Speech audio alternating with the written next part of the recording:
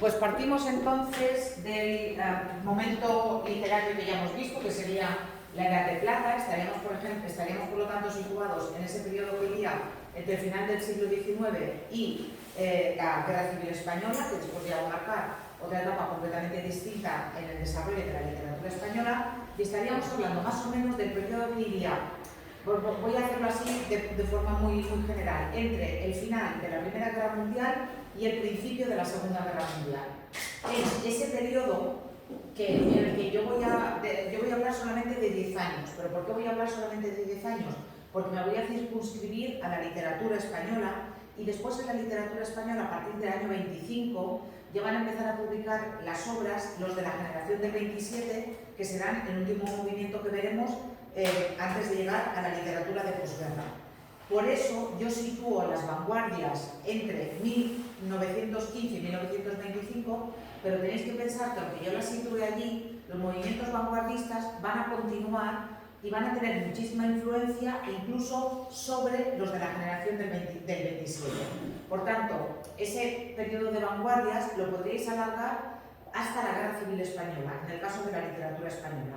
Luego, cuando venga el franquismo, va a terminar cualquier tipo de arte moderno, va a terminar cualquier tipo de arte que no sea un arte figurativo, clásico y realista, porque, en fin, el franquismo consideraba que esas moderneces venían de Europa y que no tenían nada que ver con la alma nacional española y ese tipo de cosas. Por eso ya serán cuestiones que veremos más adelante. Cuando hablamos de las vanguardias o de los vanguardismos o de los sismos, ¿a qué nos estamos refiriendo? Nos estamos refiriendo a diferentes movimientos artísticos que rompen con el tipo de arte, con el tipo de pintura, con el tipo de escultura que se había venido haciendo pues, desde que existía el arte. En realidad, la gran revolución que se produce en el arte es la de las vanguardias, porque hasta las vanguardias el arte siempre había sido naturalista y figurativo. ¿Qué quiero decir con naturalista? Quiero decir que las obras de arte intentaban reflejar lo que se veía afuera, lo que existía. Y era realista porque, en el caso de las obras de arte, lo que intentaban era reflejar de la forma más fielmente posible justamente lo que existía. ¿Qué pasa en el periodo en el que hablamos? En el periodo del que hablamos tenéis que pensar que es un periodo en el que ya existe el cine, ya existe la fotografía. Claro, ya no se trata de que mi cuadro sea más perfecto cuanto mejor refleje la naturaleza. ¿Por qué? Pues porque si yo quiero reflejar perfectamente la naturaleza, puedo hacer una foto. Si yo quiero poner a una persona, puedo hacer una foto, o bien puedo incluso grabarla, ya porque ya existe el cine en aquella época, como os he dicho. Entonces, ¿qué sentido tiene que los cuadros sigan queriendo reflejar la realidad? Eso es lo que se plantean los artistas vanguardistas.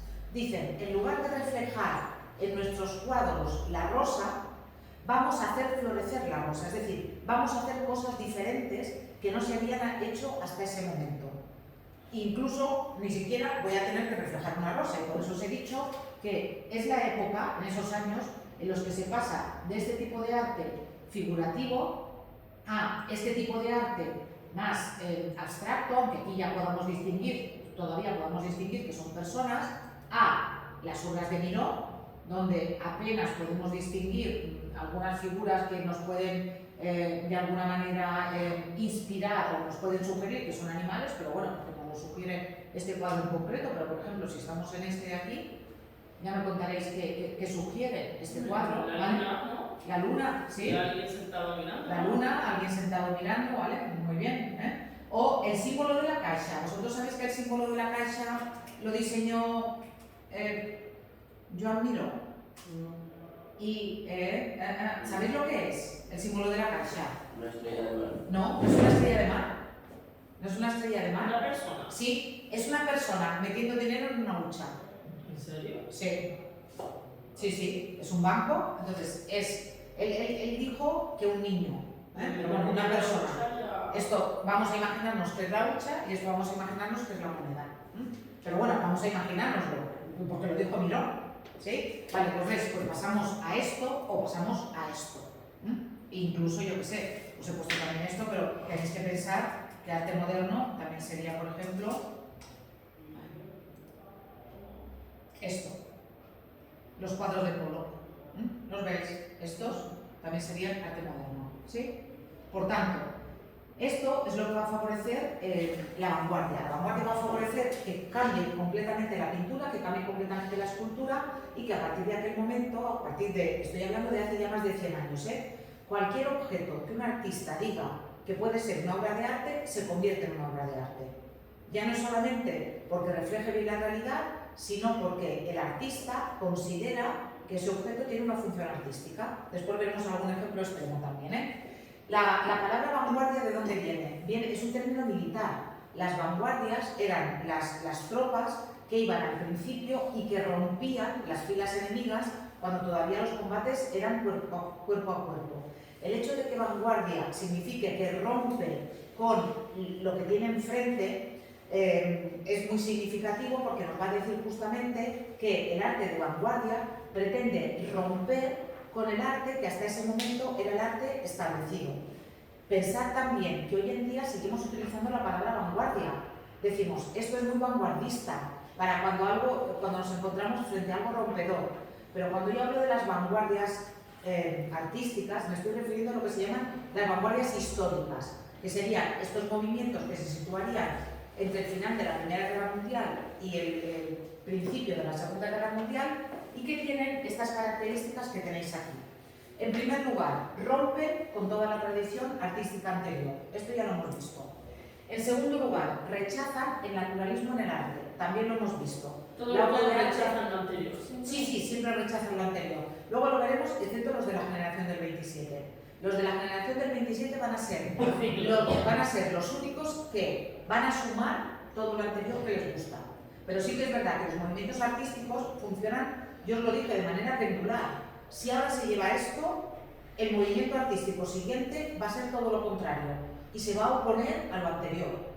Como las modas, lo que os digo siempre. Un año llevamos los pantalones por debajo del ombligo que casi se nos ve el vello púbico, y esto no tenía que decir nada, pero bueno. Y otro año llevamos el pantalón que casi no importa que llevemos sujetador porque no puede ser más alto.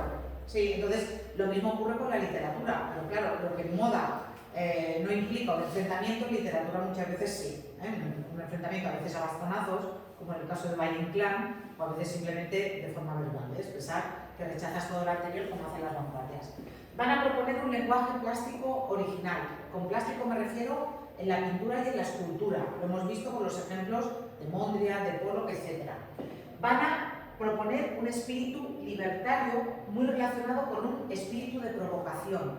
Cualquier cosa vale, y cualquier cosa vale para que nos planteemos qué consideramos que es arte.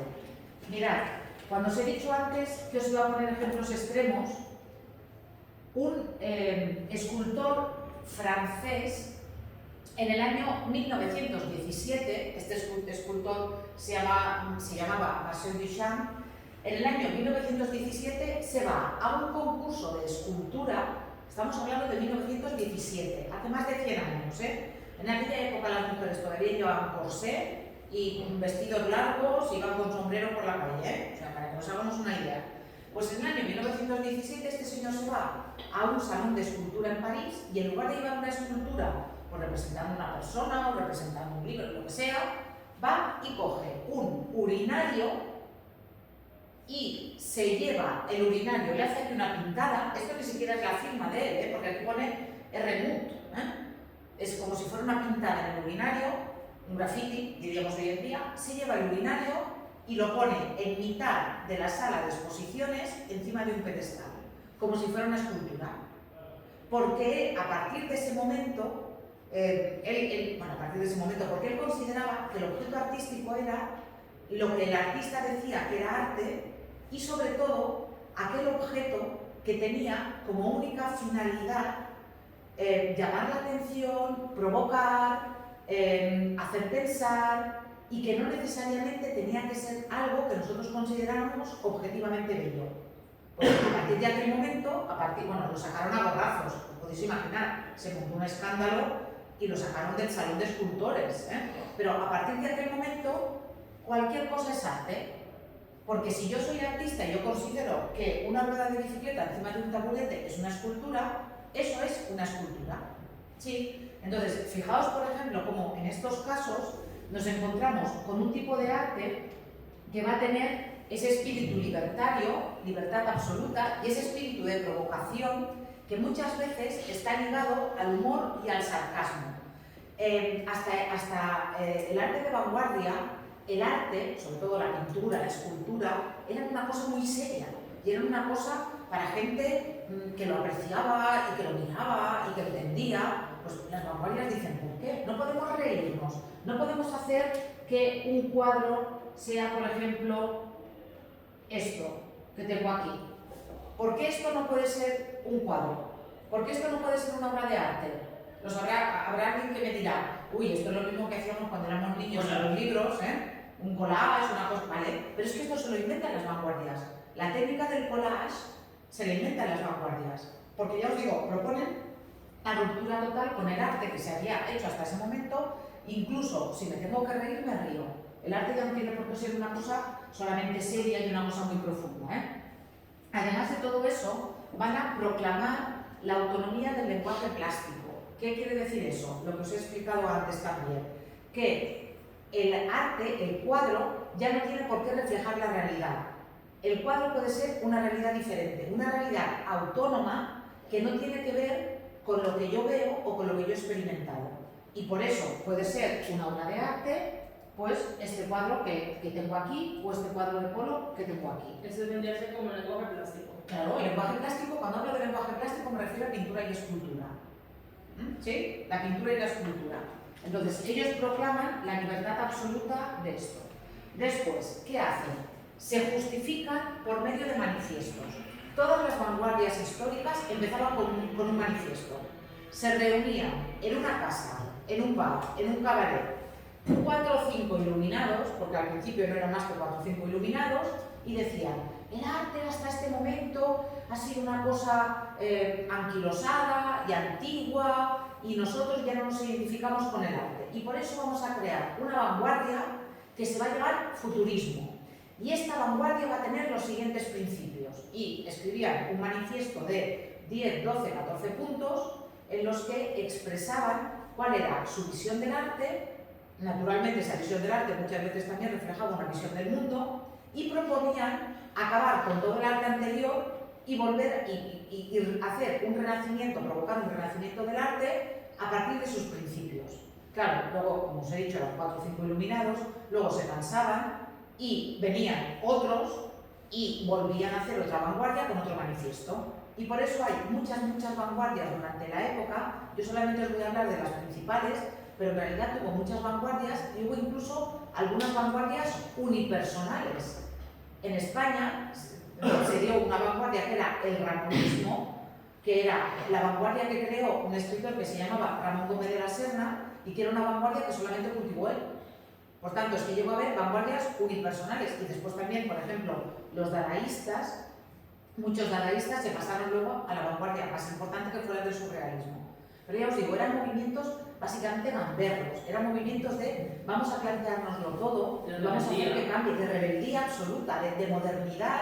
Y ya os digo, nosotros hoy en día, pues todavía cuando vas a un museo te encuentras con muchas obras de arte en los museos clásicos, muchas obras de arte clásicas, pero en los museos contemporáneos te encuentras con obras de arte que rompen por completo con los cánones del siglo XIX, pero esa revolución, repito, viene justamente de principios del siglo XX, de hace más de 100 años.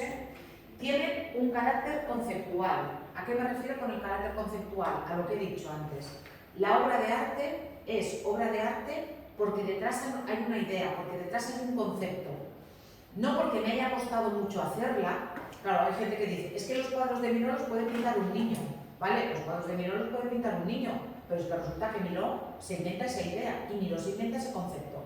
O los cuadros de Mondrian, estos de las rayas así rectas, sí, uno dice, esto lo hace cualquiera, ¿vale? Pero es que el primero que lo hizo fue Mondrian. Y aquí detrás hay una idea y hay un concepto, y hay un pensamiento. O sea, Mondrian no se pone y hace esto así porque me inspiro y ya está. Sí, entonces, eso es lo que se llama el arte conceptual.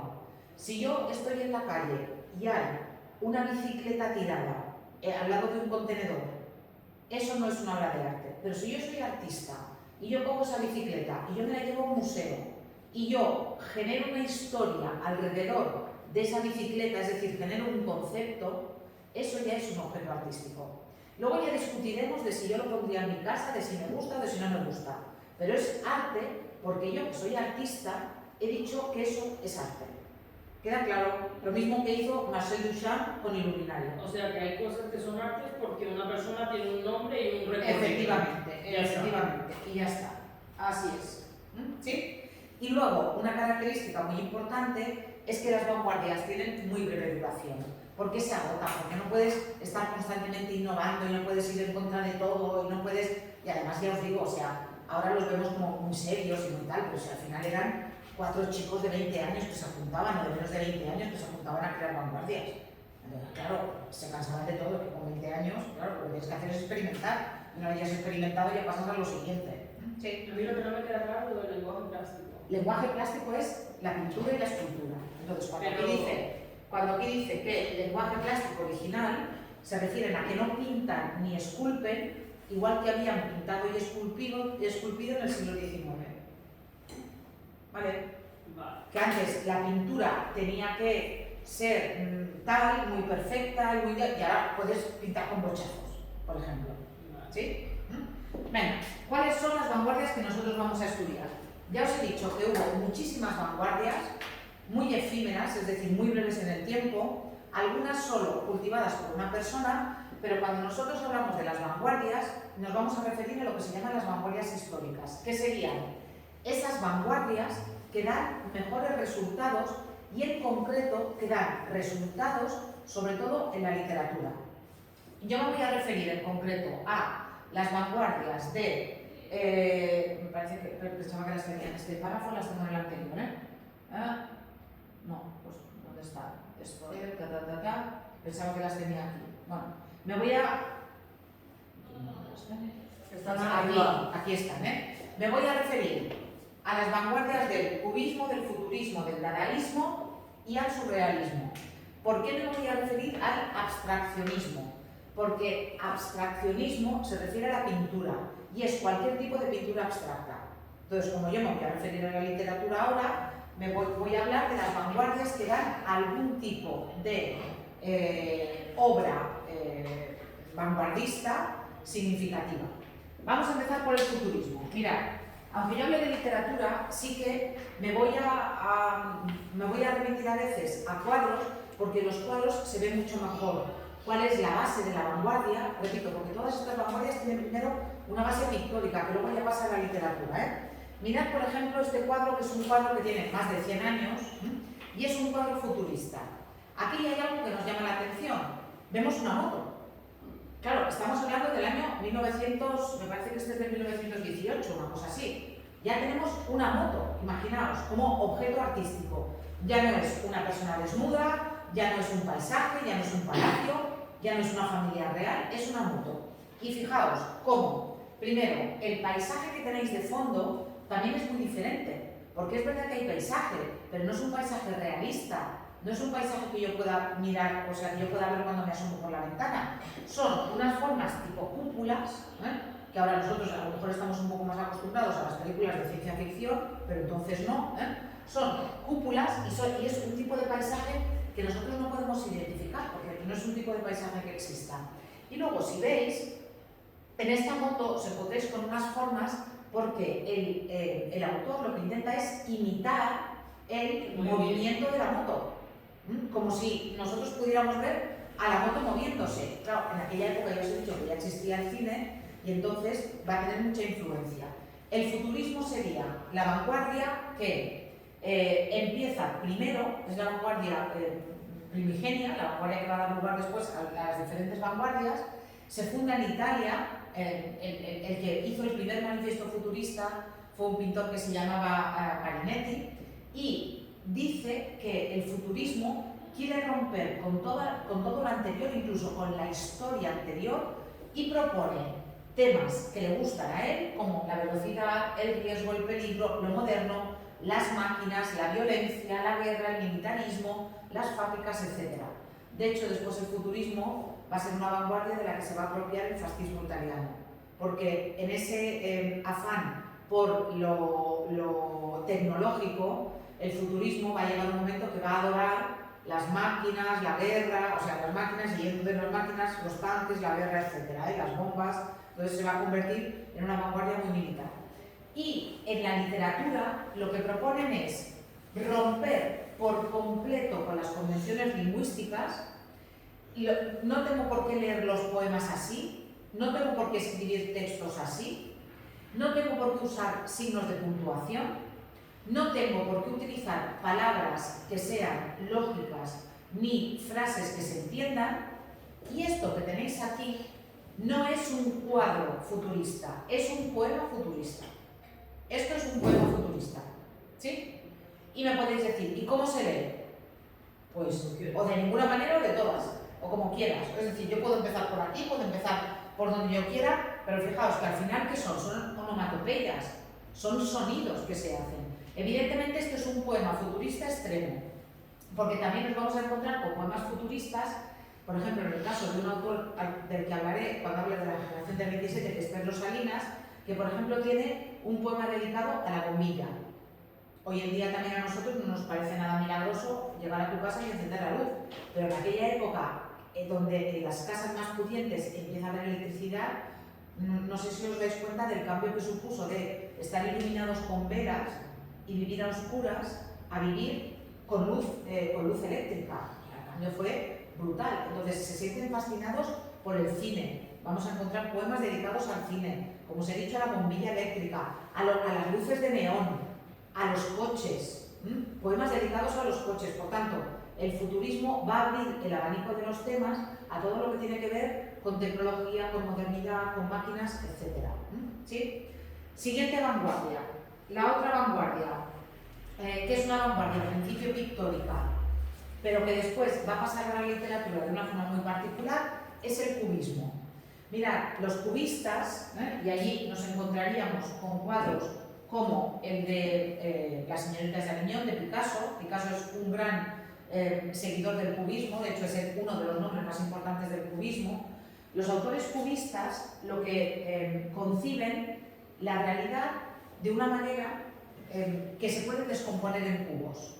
Entonces, cuando yo después miro, no tengo por qué ver solamente una perspectiva, sino que puedo juntar las diferentes perspectivas. Si os fijáis, por ejemplo, en este cuadro, veis que aquí hay un violín, ¿verdad? Pero si veis este violín, ¿veis más o menos un violín? Sí. Si veis este violín, veis que no es un violín como lo vemos, sino que es un violín que está como deformado, porque sería eso, tenéis que imaginar, lo descompongo en cubos y después lo voy recolocando de otra manera. Además, en el caso del cubismo, que fue un movimiento que se inventó un francés, que fue Guillaume Apollinaire, en la literatura, el cubismo se aprovecha de algo que se inventan los pintores cubistas, que es la técnica del collage, que ha salido antes. En un cuadro ya no tengo por qué solamente pintar, en el cuadro puedo meter un trozo de tela, puedo poner un papel, puedo poner una puerta que salga. Eso que también va a continuar haciendo y el arte moderno se lo inventan los cubistas, y nos vamos a encontrar con poemas cubistas como este. ¿Lo veis? Que es como si fuera un collage de diferentes textos. O, atención, los cubistas se inventan en la poesía un tipo de técnica que va a tener mucho éxito, que es la técnica del caligrama. Los caligramas son poemas cubistas. Estos dos textos que tenéis aquí son caligramas. Viendo esto, ¿qué diríais que es un caligrama? A lo que denominan o sea, hace referencia a lo que en realidad las letras dan el dibujo, ¿no? Muy bien, muy bien. Sería un poema que dibuja con sus versos, dibuja con sus palabras el contenido del poema. Este que tenéis aquí, ¿qué dibuja este caligrama? La Torre Eiffel. Eiffel. ¿De qué va a tratar? Aunque no sepáis francés, de París, de la ciudad de París. En este que tenéis aquí, tengo mucha curiosidad, ¿qué veis? En este que tenéis aquí, una fuente, ¿veis aquí la fuente? Una vela. La pila, donde cae el agua de la fuente, y aquí arriba, ¿qué veis? Un águila. Un águila, Una copa. una paloma. Es una paloma. Este caligrama se llama la paloma apuñalada. El itú, que está en mitad, sería como un puñal clavado en el pecho de la paloma. Se llama la paloma apuñalada y el surtidor, es decir, la fuente. el caligrama, repito, va a ser directamente una consecuencia del cubismo y va a tener mucho éxito. Hoy en día todavía hay escritores que siguen escribiendo caligrama. Sí. Siguiente vanguardia, la más gamberra de todas, la más salvaje. La vanguardia, que es la madre de todas las vanguardias, pero la vanguardia que deja muy pocas manifestaciones escritas, muy pocos textos literarios que merezcan la pena, porque fijaos lo que dicen los dadaístas, que es la técnica para hacer un poema. Según los dadaístas, para hacer un poema dadaísta hay que hacer esto. Coja un periódico, coja unas tijeras, escoja en el periódico un artículo de la longitud que cuenta darle a su poema, recorte el artículo, recorte enseguida y con cuidado cada una de las palabras que forman el artículo y métalas en una bolsa. Agite suavemente. Ahora saque cada recorte uno tras otro. Copie concienzudamente en el orden en que haya salido de la bolsa. El poema se parecerá a usted, y es usted un escritor infinitamente original y de una sensibilidad hechizante, aunque incomprendida del vulgo. Si queréis hacer la prueba alguna vez en casa, hacedla. Coger un texto muy pequeñito, un artículo de periódico, lo que queráis, recortar palabra por palabra, meterlas en una bolsa, agitar la bolsa y después sacar palabra por palabra, ¿qué os va a salir? Algo que no tiene ningún tipo de sentido. Os va a salir mesa, niño, en, la, día, 2, no os va a salir nada con sentido. Pero fijaos lo que dicen los dadaístas. Se parece a usted. Se parecerá a usted, porque en realidad tú cuando estás cogiendo las palabras estás como poniendo tu magia en las palabras, ¿verdad? Y cuando la gente diga, pero este poema no se entiende. No se entiende porque tú no comprendes el verdadero arte. En el fondo los dadaístas lo que hacen es reírse. Por eso, por lo que os he dicho, porque la vanguardia dadaísta es la más salvaje de todos. La vanguardia dadaísta, para empezar, el nombre no tiene ningún tipo de significado. Futurismo de futuro, cubismo de cubo, surrealismo de realidad, de lo que está por debajo de la realidad, dadaísmo de nada. Fueron 4 jovencitos descerebrados, no descerebrados, pero 4 jovencitos gamberros que se reunieron en un cabaret en la ciudad suiza de Zúrich, en el cabaret Voltaire, y que decidieron hacer una vanguardia que fuera contra, no solamente contra el arte clásico, sino contra todas las vanguardias.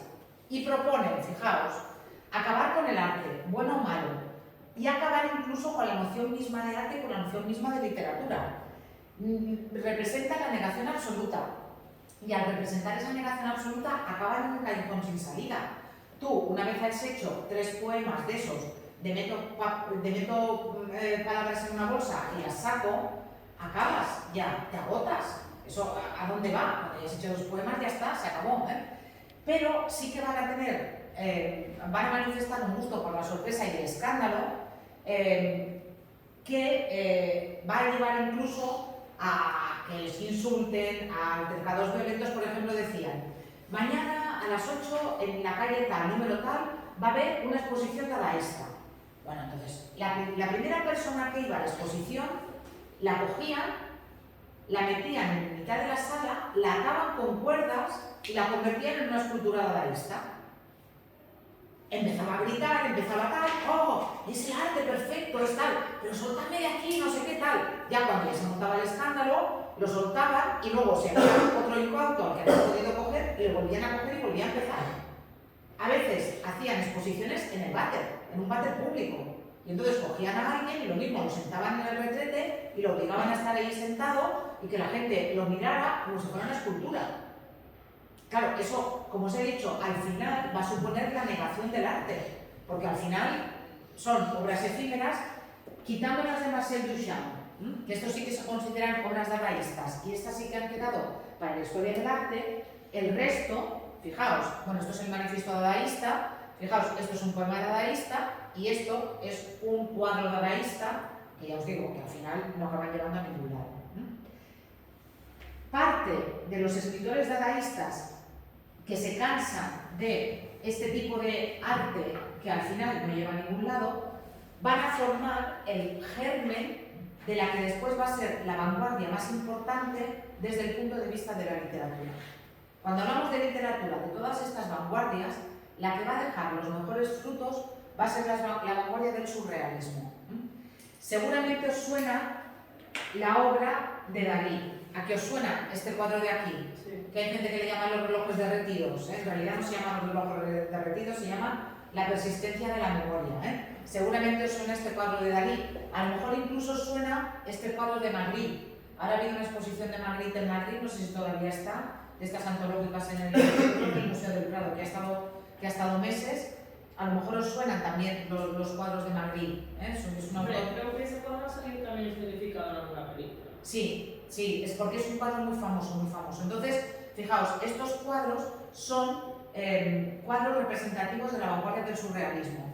Es muy curioso porque la vanguardia surrealista en pintura es la que suele gustar a más gente. ¿Por qué? Porque dicen, es que se nota que saben pintar. Claro, uno dice, que no es así, pero bueno, uno dice, yo soy capaz de hacer lo que hace Pollock, esto de aquí, o yo soy capaz de hacer lo que hace Miró, o yo soy capaz de hacer lo que hace Mondrian.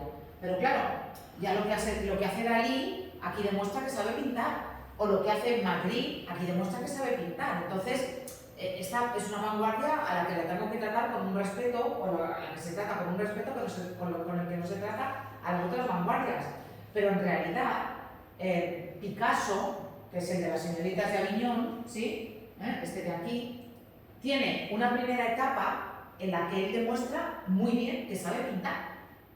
Pero ¿qué ocurre? Que tiene que desaprender porque tiene que abandonar el arte clásico para llegar al arte moderno, para llegar al arte contemporáneo.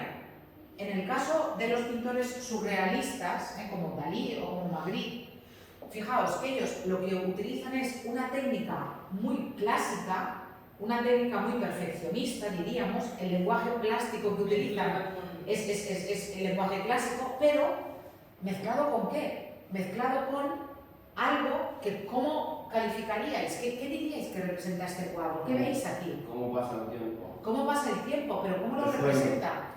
Como si estuviéramos soñando. Como si estuviéramos soñando. Esa es la palabra clave que muchas veces tenemos que tener en cuenta para hablar del surrealismo. El surrealismo se ocupa de lo que está por debajo de la realidad, es decir, de lo que está en nuestra mente por debajo de la razón.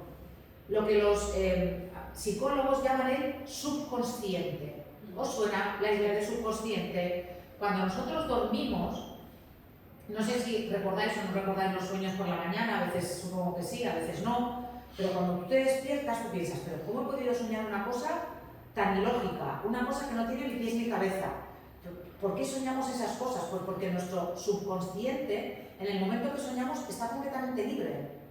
Nosotros cuando pensamos, estamos haciendo que aquello que está en nuestro cerebro pase por el filtro, por el tamiz de la razón. Cuando dormimos, no. Entonces, los escritores surrealistas lo que pretenden hacer es crear un tipo de arte que libere al ser humano de las represiones personales y sociales. Por eso, los escritores surrealistas se van a valer de una serie de técnicas concretas para buscar la libertad de creación, para acercarse al subconsciente y para olvidar la razón. Por ejemplo, son autores, en el caso de los escritores, que llevan un diario de sueños, que lo que hacen es que tienen un cuaderno y cuando se despiertan automáticamente escriben lo que han soñado. O incluso se ponen despertadores para despertarse en unos momentos determinados, porque vosotros sabéis que los sueños se recuerdan justo cuando te has despertado. Y sabéis que no se sueña durante toda la noche, sino que se sueña en unas fases muy concretas del sueño. Entonces, ellos se ponen despertador para despertarse justo cuando están en mitad de los sueños y enseguida escriben qué es lo que han soñado. ¿Qué utilizan también? Utilizan también la hipnosis muchas veces. Utilizan muchas veces lo que ellos llaman y atención, esto va a ser muy importante para la literatura, lo que ellos llaman la escritura automática. ¿Qué es la escritura automática? Es Yo me pongo delante del papel y yo pienso, hoy voy a escribir un poema sobre muro, ¿sí? Y entonces yo me pongo delante del papel y voy a empezar a escribir todo lo que me venga a la cabeza sobre muro, pero sin pasarlo por el tamiz de la razón. Es decir, no voy a empezar diciendo Muro es un pueblo que está en el norte de Mallorca y que tiene no sé cuántos habitantes. No, no. Si a mí Muro me sugiere pared, pared me sugiere piedra, piedra me sugiere permanencia, permanencia me sugiere que todos estamos aquí de paso, yo escribo todas esas ideas y lo que tengo es un poema surrealista. En teoría, cuando uno escribe siguiendo la técnica de la escritura automática, no tiene ni que corregir ni que revisar, porque la obra artística es el resultado de esa escritura automática. ¿Qué pasa? Que sabemos que no es así. Por ejemplo, Federico García Lorca, que es el autor que estudiaremos en la generación del 27, tiene un libro de poemas muy importante que es Poeta en Nueva York, y él dice que los poemas de Poeta en Nueva York los escribe siguiendo la técnica de la escritura automática. Os voy a poner un ejemplo de un poema que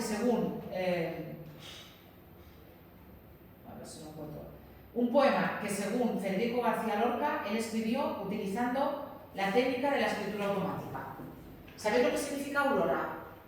Aurora significa amanecer, ¿eh? Entonces él dice, él está en Nueva York viviendo, ¿eh? En el año en que escribe el poemario, él vive en Nueva York, y dice, solamente voy a leer el principio, la aurora de Nueva York tiene 4 columnas de cielo, cielo es claro, ¿eh? La aurora de Nueva York tiene 4 columnas de cielo y un huracán de negras palomas que chapotean las aguas podridas. La aurora de Nueva York gime por las inmensas escaleras, buscando entre las aristas nardos de angustia dibujada. Dice Federico García Lorca que él esto lo escribe utilizando la técnica de la escritura automática, que se pone delante del papel y dice, voy a escribir un poema sobre el amanecer en Nueva York y esto es lo primero que le viene a la cabeza y lo escribe así, sin pasar por el camino de la razón, sin revisarlo, sin retocarlo. ¿Os lo creéis? Pero es muy difícil lograr eso, ¿no? Es que no es cierto, es que él dice que lo hace. Cuando piensas correctamente. Efectivamente, pero es que él, cuando se encontró después el manuscrito de este poema, se vio que este poema estaba escrito, reescrito, tachado, rehecho, flecha para arriba, flecha para abajo. En aquella época no había ordenador, en aquella época se escribía a máquina o a mano y después se corregía. Entonces, además, vuestra compañera tiene razón, incluso cuando quieres dejar la mente libre, al final piensas. Y si estás delante de un papel y estás escribiendo, evidentemente sí que no te va a salir un poema que sea automático, por mucho que ellos digan que utilizan la escritura automática. Al surrealismo sí que le debemos algo que es muy importante, que es la renovación completa de las metáforas. Pensar que la metáfora es la base de la poesía, pero que también prácticamente hasta esa época la metáfora era una metáfora que se podía identificar, era una metáfora clásica. O sea, tus dientes son perlas, tus labios son rubíes, tu cabello es azabache. Entonces esto vendría a ser como una poesía sin filtros, porque directamente escribes lo que te sale de la cabeza. Pero esa es la teoría, esa es la teoría. Pero lo que os decía de las metáforas. Pero fijaos lo que dice, fijaos esta metáfora. La aurora de Nueva York gime por las inmensas escaleras, buscando entre las aristas nardos de angustia dibujada. O sea, yo puedo entender que se está refiriendo a que se hace de día, que la gente va por los rascacielos y que buscan la felicidad, la libertad, la belleza. Pero ¿cómo lo dice? Buscando entre las aristas, los ángulos de los rascacielos, nardos de angustia dibujada. O sea, mirad qué metáfora más absolutamente moderna. Pues eso se lo debemos a la vanguardia del surrealismo. Tenéis aquí la teoría de las vanguardias, tenéis aquí el vídeo también que os he dicho. Entonces, nada, darle una leída a todo esto. Una cosa, si alguien tiene ánimo y estómago, puede ver esta película, en realidad es un corto, no sé cuántos minutos dura, pero es un corto que dura 7 o 9 minutos, que es el mejor ejemplo que se ha rodado nunca de cine surrealista. Evidentemente es en blanco y negro y no tiene sonido, los actores no hablan, Pero tenéis que tener mucho estómago porque empieza con una imagen en la que sale una mujer, le cogen así el ojo y una navaja le corta el ojo por la mitad. Y después ya veréis que son un montón de imágenes sin sentido, sin sucesión lógica, porque el director español Luis Buñuel rodó esta película y cuentan las malas lenguas que se titula Un perro andaluz porque está dedicada a Lorca, que el perro andaluz es Lorca.